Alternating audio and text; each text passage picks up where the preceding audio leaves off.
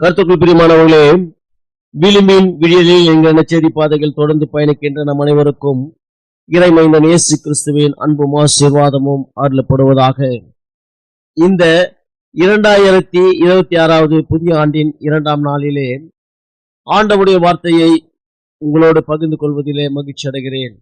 இந்த ஆண்டு நம்முடைய எதிர்பார்ப்புகளை எல்லாம் நிறைவாக்கும் ஆண்டாக இந்த ஆண்டு அமையும் என கிறிஸ்துவை விசுவாசிக்கிறேன். என்னதான் பல வருடங்களை நாம் கடந்தாலும் கூட நமக்குள் நம்முடைய எதிர்பார்ப்புகள் கிடைக்காத போது, நிறைவேறாத போது நாம் இளைத்து போகிறோம். நாம் எப்படி இளைத்து போகிறோம் என்றால், ஆவியிலே இளைத்து மாம்சத்தினாலே பெருகுகிறோம். இந்த உலகத்தின் இச்சைகள் ஆவிக்குரிய வாழ்விலிருந்து மாம்சத்துக்குரிய வாழ்வுக்கு நம்மை மாற்ற வழி செய்கிறது. பாருங்க, ஒரு சிறந்த கால்பந்தாட்ட குழு ஒன்று இருந்தது. அந்த குழுவானது எந்த போட்டியிலும் எங்கு கலந்து கொண்டாலும் வெற்றியை பெற்றுவிடும். பல ஆண்டுகளாக தோல்வியை தழுவாத, பலராலும் பாராட்டப்பட்ட கால்பந்தாட்ட குழு ஒரு போட்டியிலே அதன் மைய ஆட்டக்காரரான முன்னோக்கி பந்தை எடுத்து செல்லுகிற ஒரு ஆட்டக்காரனை ஒதுக்கிவிட்டு போட்டியிலே கலந்து கொண்டது.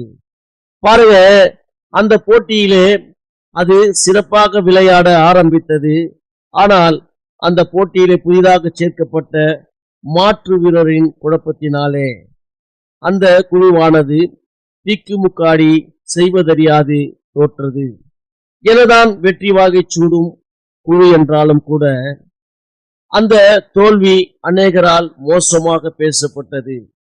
அதுவரை அந்த குழு பெற்ற வெற்றிக்கான காரணம் அந்த மைய ஆட்டக்காரர் தான் என்பதை அனைவரும் தெரிந்து கொண்டார்கள். அந்த குழுவினரும் அன்றுதான் புரிந்து கொண்டார்கள். தன் தவறை உணர்ந்து அவரிடம் மன்னிப்பு கேட்டார்கள். வேதம் அழகாய் சொல்லுகிறது, 2 கொரிந்தியர் 3ஆம் அதிகாரம் 17ஆம் வசனம், கர்த்தரே ஆவியானவர், கர்த்தருடைய ஆவி எங்கேயோ அங்கே விடுதலையும் உண்டு என திருமறை நமக்கு தெளிவுபடுத்துகிறது. பாருங்க, எப்படி அந்த மைய ஆட்டக்காரர் அந்த குழுவில் இருந்தால்தான் அந்த குழுவானது வெற்றி வாகை சூடுமோ, நம்முடைய வாழ்க்கையிலும் அப்படிதாங்க. நம்மை முன்னெடுத்து செல்கிற கிறிஸ்துவை நாம் முன்வைத்து நாம் இந்த ஆண்டை துவக்குவோம். நம்முடைய நிறைவேறாத எதிர்பார்ப்புகளை எல்லாம் கிறிஸ்துவானவர் இந்த புதிய ஆண்டின் துவக்கத்திலேயே நம்முடைய எதிர்பார்ப்புகள் எல்லாவற்றையும் நிறைவேற்றி நிறைவான ஆசீர்வாதத்தினாலே நம்மை நிரப்புவாராக. எங்கள் அன்பின் ஆண்டவரே, உம்முடைய கிருபையால் இந்த புதிய வருடத்தை எங்கள் மகிழ்ச்சியின் ஆண்டாய் நீர் ஆசீர்வதித்து வழிநடத்தும். ஆமேன்.